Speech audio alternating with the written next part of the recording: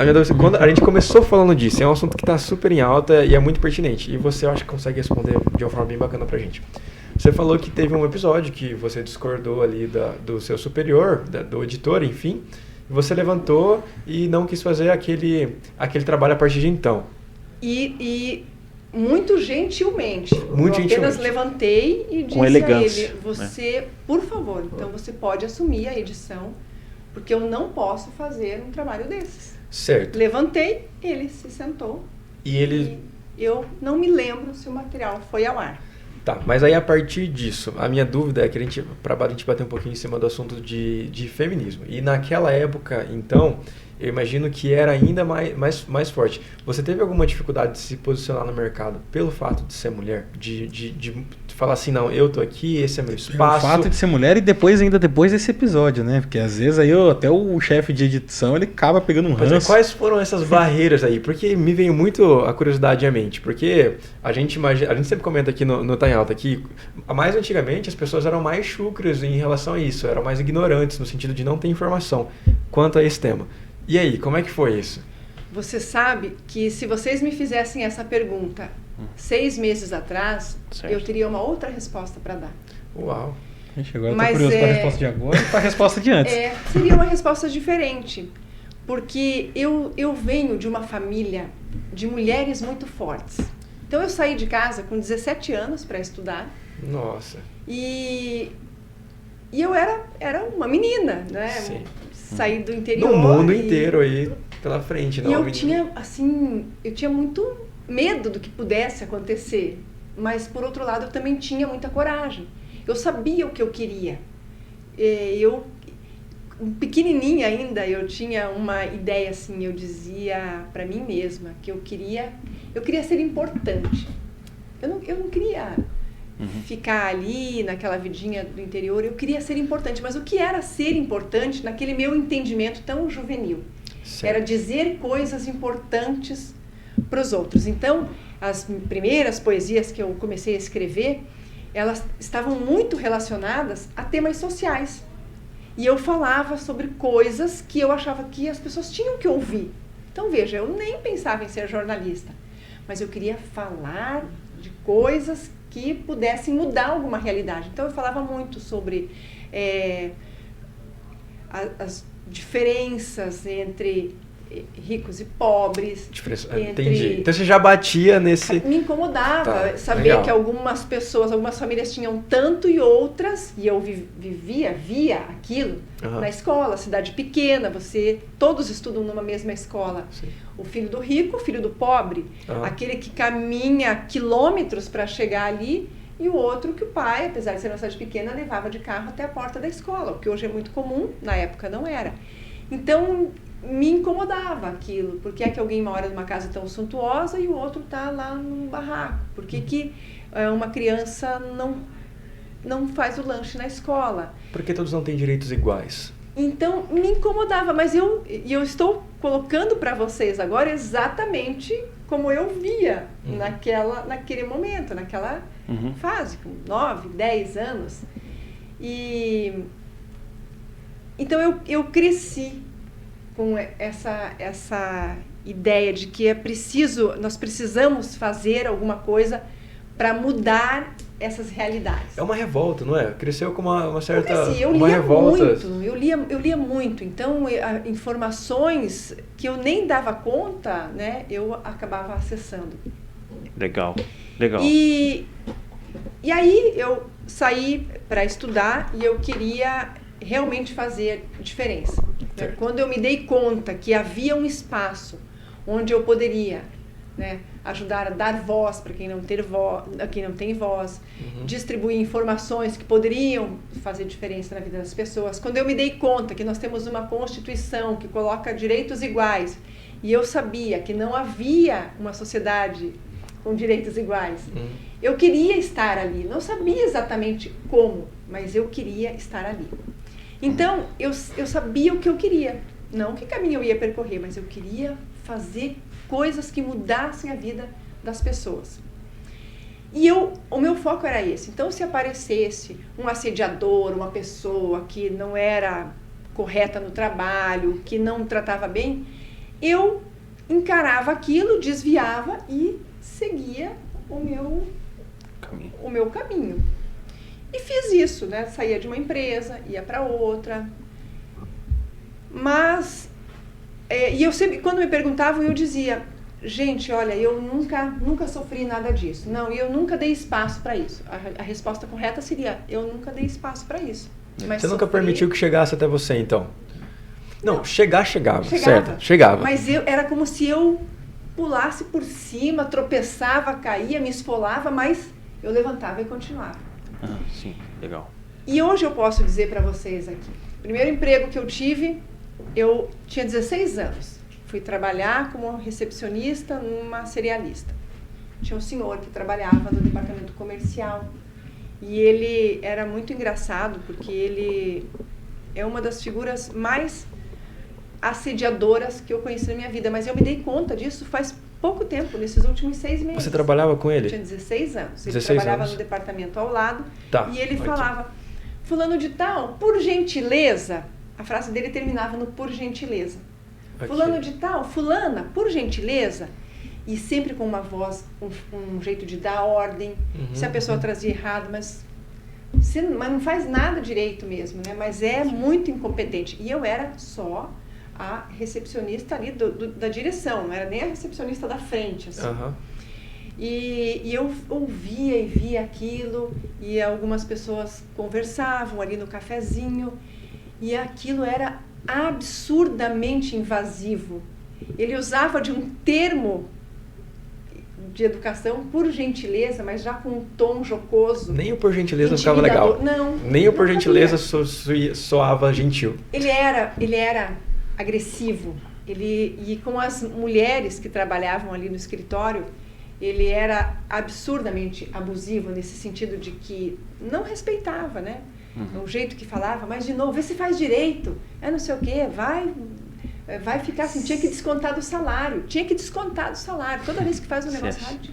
Então, eu nunca me dei conta que aquilo era um assédio moral, hoje tem nome. Hoje tem, Muito bem, eu fui para a universidade, conheci um pouco mais do mundo, voltei para o mercado de trabalho já como jornalista. Uma jornalista, 21 anos, fui para uma redação absolutamente masculina.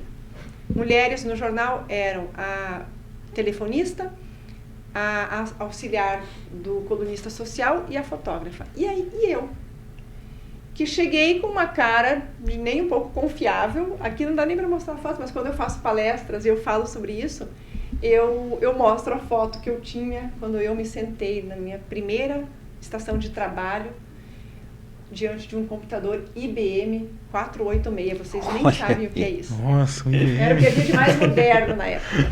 Não, mas era o top ali, né? Era o máximo, né? Só a minha cara que era de uma meninota chegando no mercado de trabalho. Numa redação muito masculina. Tá. E ali, vários episódios, né, aconteceram. Um deles, eu assumi a editoria de geral, que é os assuntos cotidianos, e eu fazia os textos, editava, e a coluna policial estava no meu espaço. Eu precisava fazer a edição, correção da coluna policial.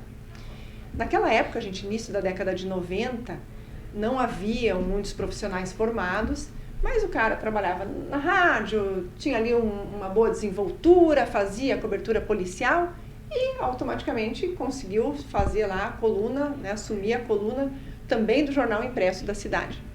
Mas a redação era muito ruim, né, ele tinha pouquíssimo estudo.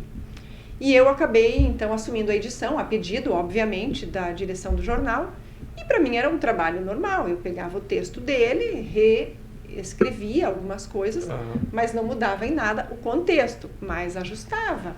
Pontuação, estrutura do texto, as regras gramaticais, concordância verbal e nominal, que eram bem difíceis.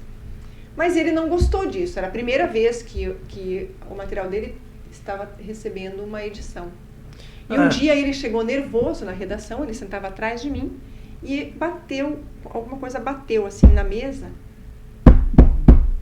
mas bem forte. E ele falou, hoje eu quero ver quem é que vai mexer no meu texto. E eu olhei assim, para trás. Quando eu olho para a mesa dele, era uma arma.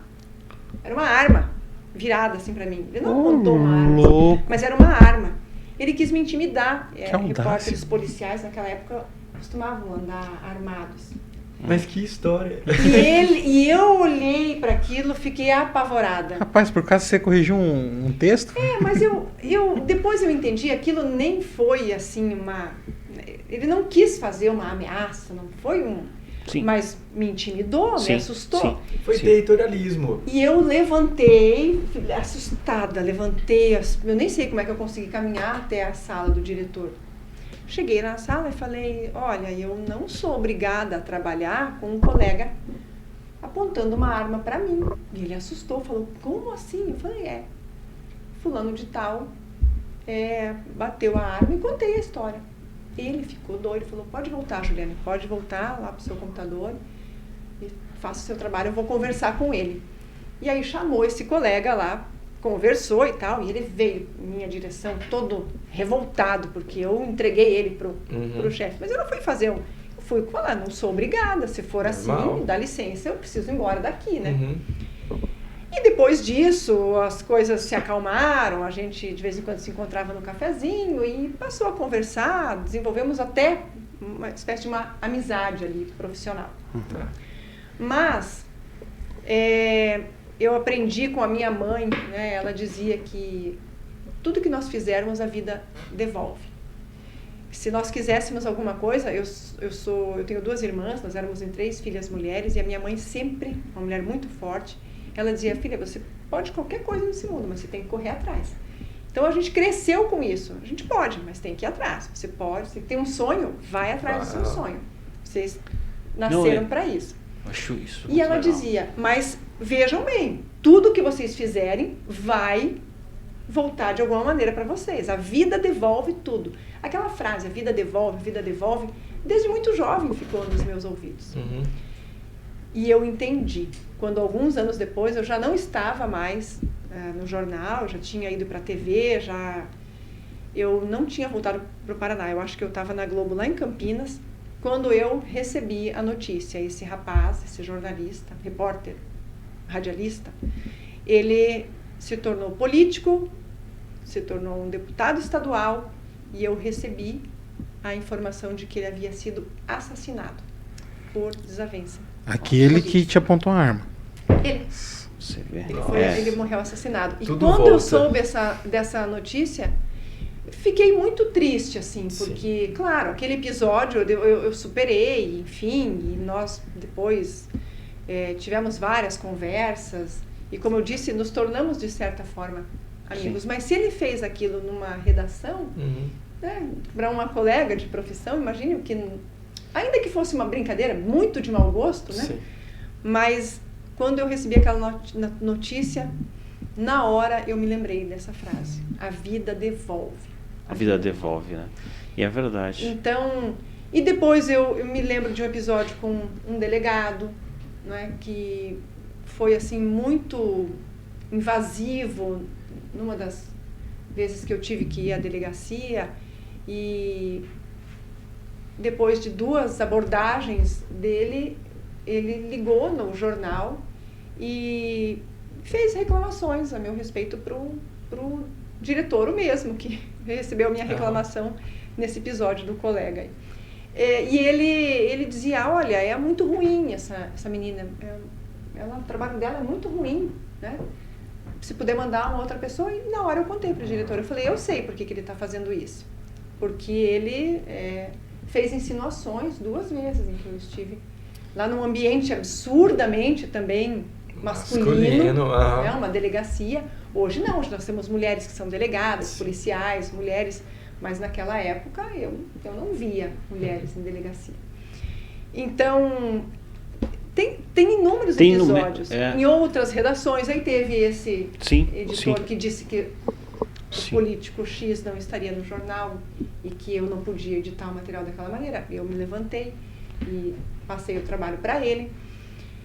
Mas hoje eu vejo que em todos os ambientes, em algum momento, houve a presença do assediador, do machista, muitas vezes disfarçado de feminista, Ok, aham. disfarçado de defensor das mulheres, mas era a pior espécie de machista.